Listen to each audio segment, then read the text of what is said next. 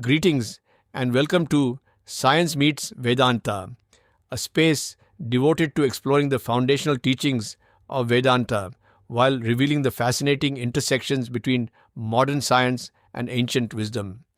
My name is Jayant Kapatkar, and I'm the author of the book Science Meets Vedanta. Each week, drawing inspiration from my book, we'll explore a variety of topics designed to enhance your understanding of Vedanta's core ideas. Together, we'll also investigate scientific principles and discover how Vedanta's timeless wisdom can shed new light on them. Join us as we set out on this enlightening journey. In this episode, we undertake a careful examination of happiness. Each of us experiences brief moments of happiness, yet we desire this happiness to be lasting and uninterrupted. When it inevitably fades, it gives rise to dissatisfaction and frustration. To address this, we will explore the true source of happiness and seek to understand why it eludes us despite our constant pursuit. Introduction. We all experience moments of happiness, yet defining what happiness truly is can be difficult. Although it is something we clearly feel, putting it into words is not always easy.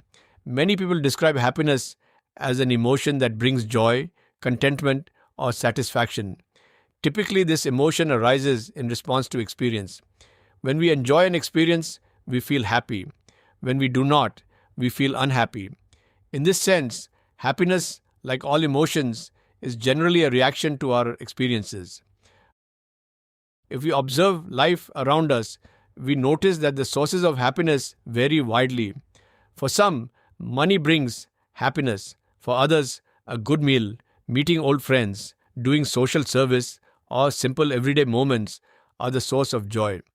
The reasons for happiness are numerous, and no single cause applies universally. What brings happiness to one person may not have the same effect on another.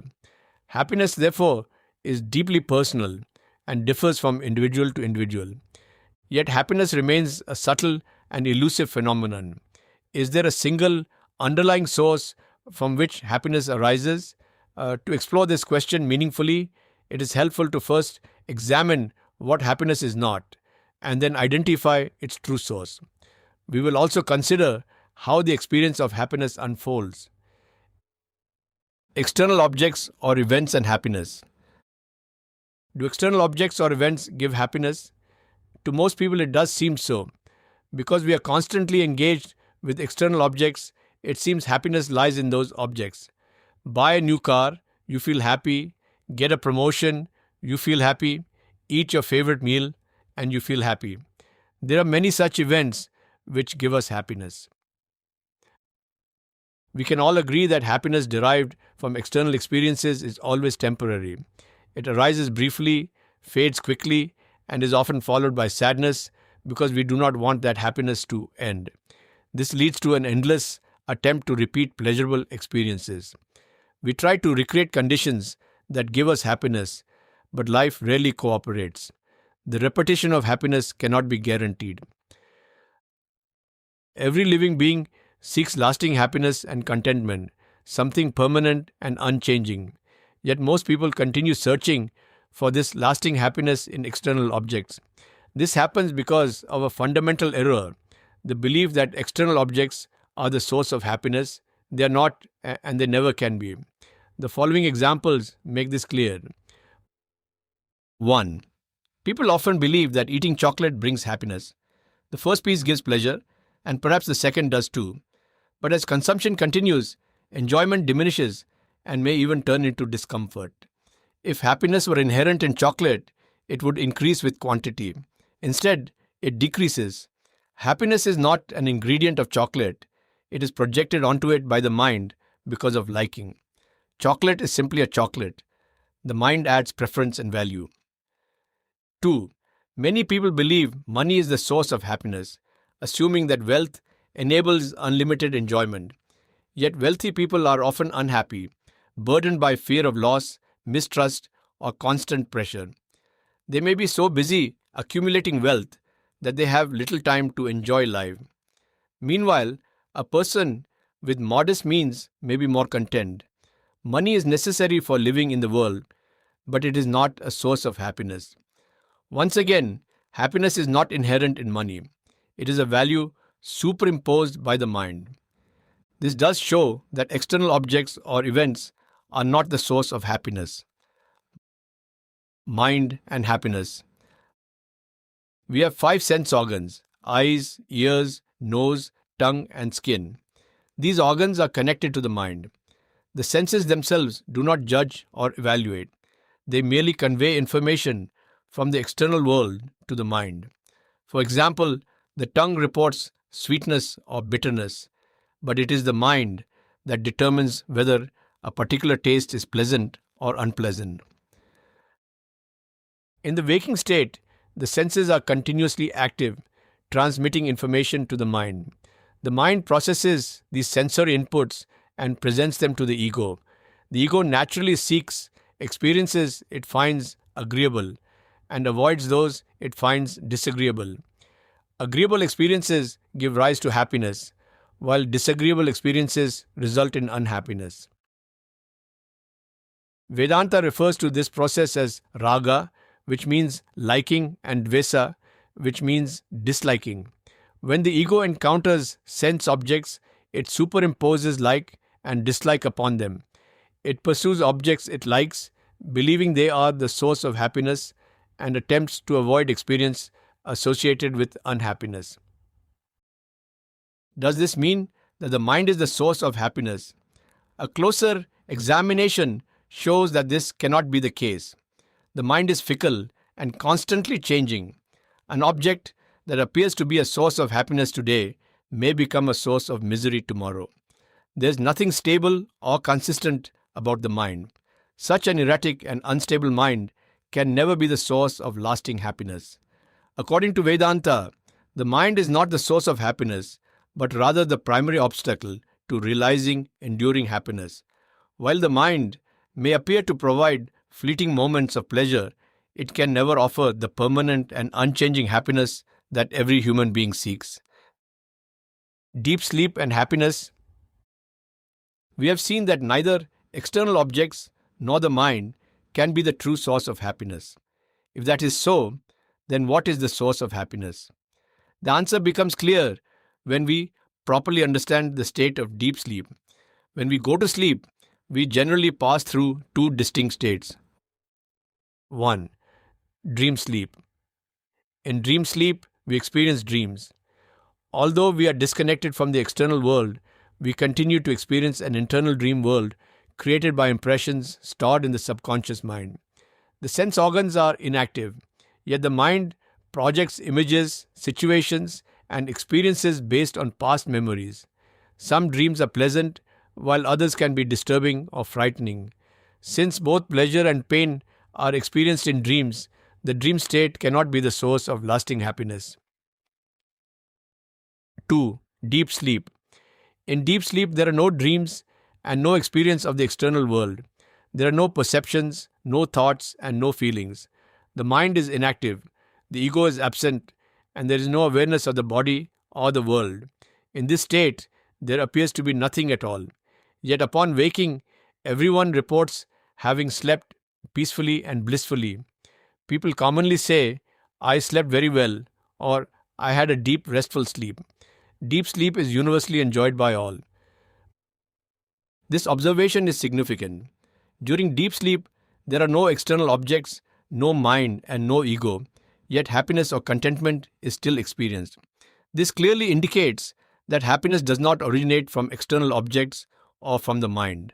Instead, the source of happiness must lie deeper within oneself. Source of happiness. What is there within us that is the true source of happiness? From the standpoint of Vedanta, the answer becomes clear when we examine the state of deep sleep. During deep sleep, the only thing present is you, the real self. There is no external world, no body, no mind, and no ego. The ego appears only in the waking state when identification with the body arises. In deep sleep, all of this is absent. Bliss and happiness are not produced in deep sleep. They are revealed when all distractions subside.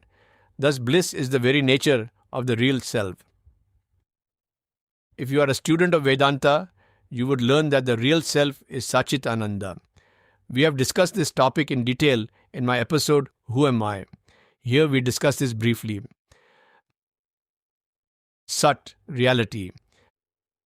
Sat means that which is real, something that exists in all three periods of time, past, present, and future. Anything that comes into existence and later ceases to exist cannot be Sat.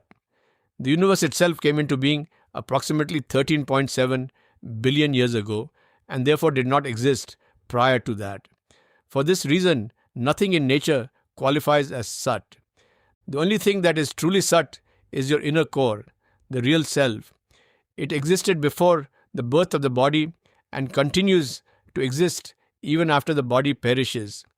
This is not an easy concept to grasp, but according to Vedanta, it is the fundamental truth. The real self is uncreated, uncaused, unchanging, and ever present. Chit, awareness.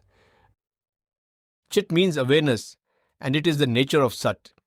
This awareness is self-aware. The self knows itself.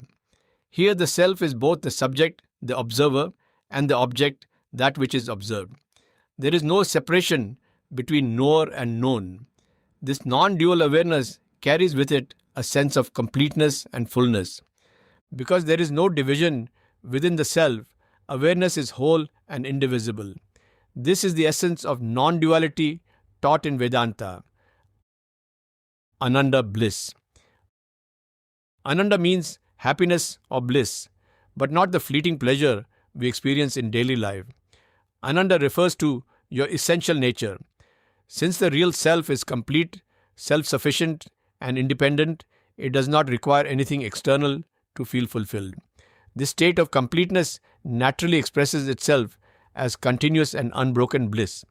Because the real self is both the subject and the object, nothing is lacking. This absence of limitation is Ananda. An analogy. The real self can be compared to a bulb shining within us. Its nature is to radiate awareness, Chit, and happiness, Ananda, continuously. Just as the sun shines without effort, the real self effortlessly radiates awareness and bliss. When an object comes into the field of awareness, the ego becomes aware of that object. Similarly, when the ego comes into contact with the ever-present light of happiness, happiness is felt. Happiness is not created at that moment. It is merely recognized. Why is happiness or Ananda blocked? A natural question arises. If our inner core is continuously shining happiness, why don't we feel it? Why don't we recognize it? Vedanta explains that there are two main reasons for this. One, thoughts. Thoughts are the primary obstacle. They block the light of happiness, and as a result, we do not notice or experience it. In the waking state, the mind is almost always active with thoughts. Most thoughts arise due to perceptions from the five senses, while others arise from thoughts trying to fulfill desires. The mind is rarely quiet. These continuous thought waves prevent the light of happiness from reaching us.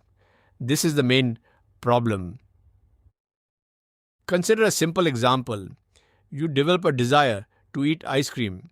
This thought becomes dominant in your mind and blocks the light of happiness. You find it difficult to focus on anything else. To satisfy this thought, you go to the fridge and eat the ice cream. Once the desire is fulfilled, the thought subsides and temporarily disappears. When this thought subsides, the mind becomes momentarily thought-free.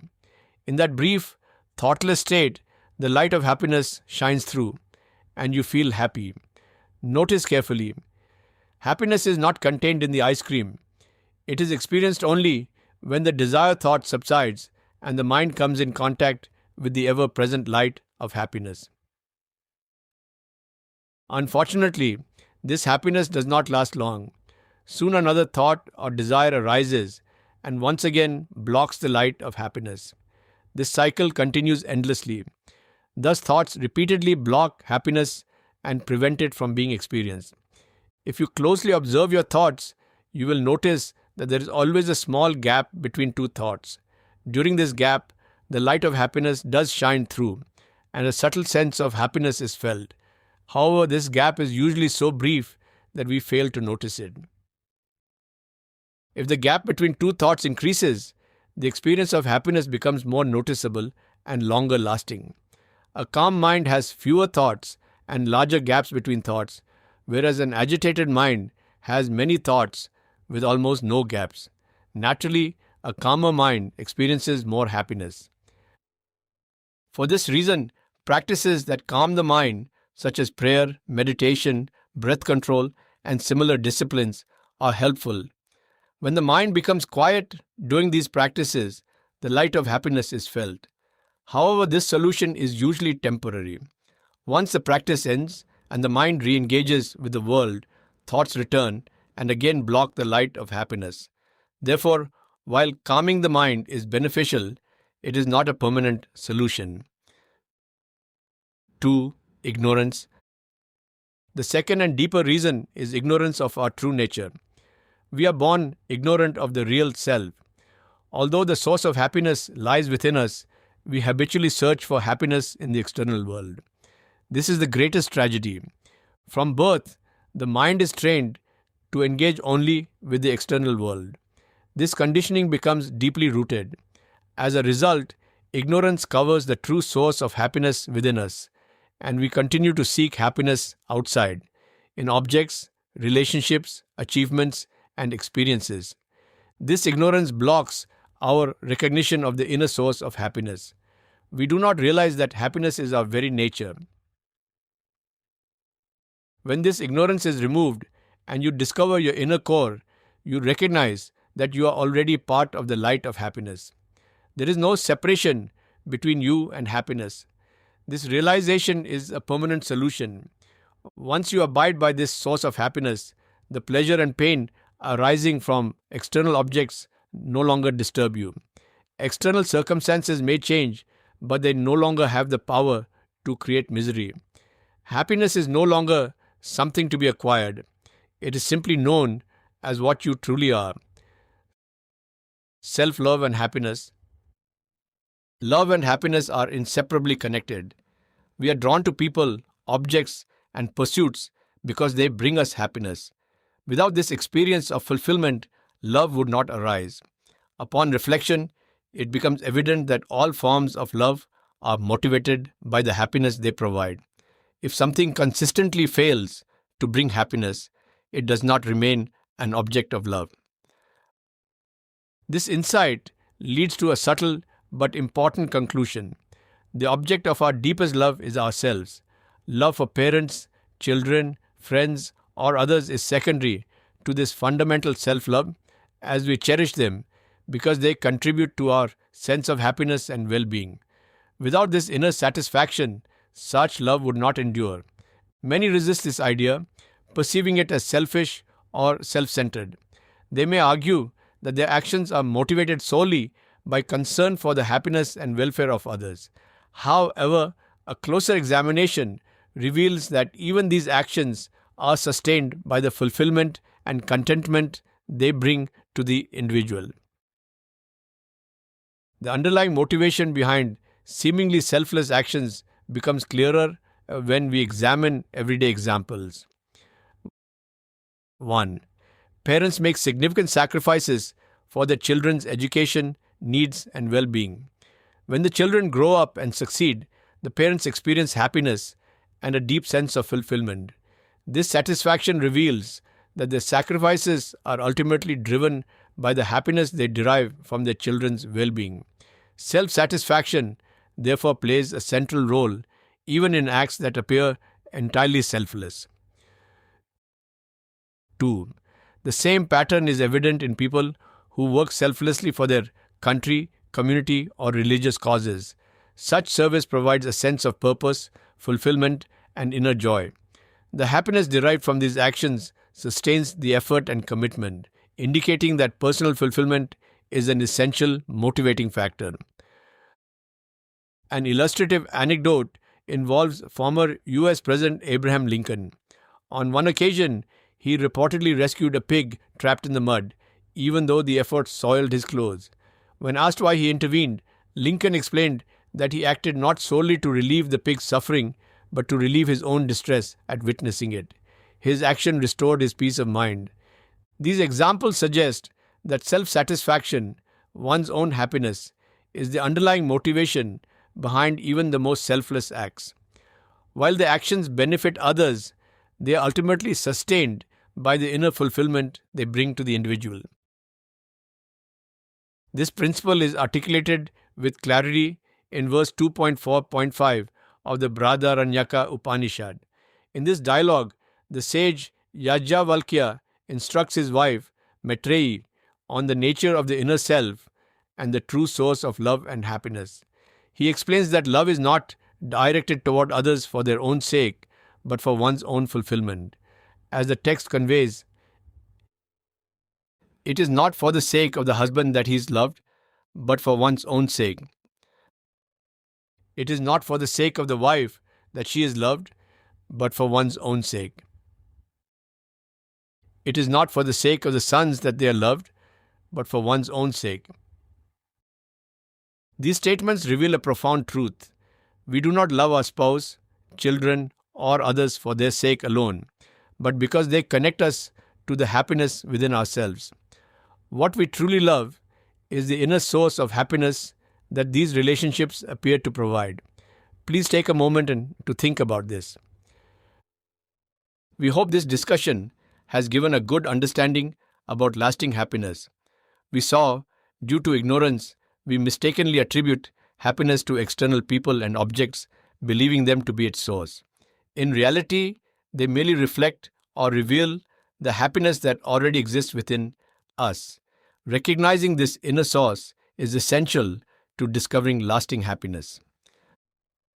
If you are interested in delving deeper into topics like this, we invite you to discover more in my book, Science Meets Vedanta, available on Amazon. Additionally, we now have a library of around 35 podcasts covering many different topics. Feel free to browse through them at your convenience. If you enjoyed today's episode, we encourage you to share it with your family and friends. Don't forget to subscribe to our podcast so you never miss an upcoming episode. Thank you for tuning in. We look forward to connecting with you again soon.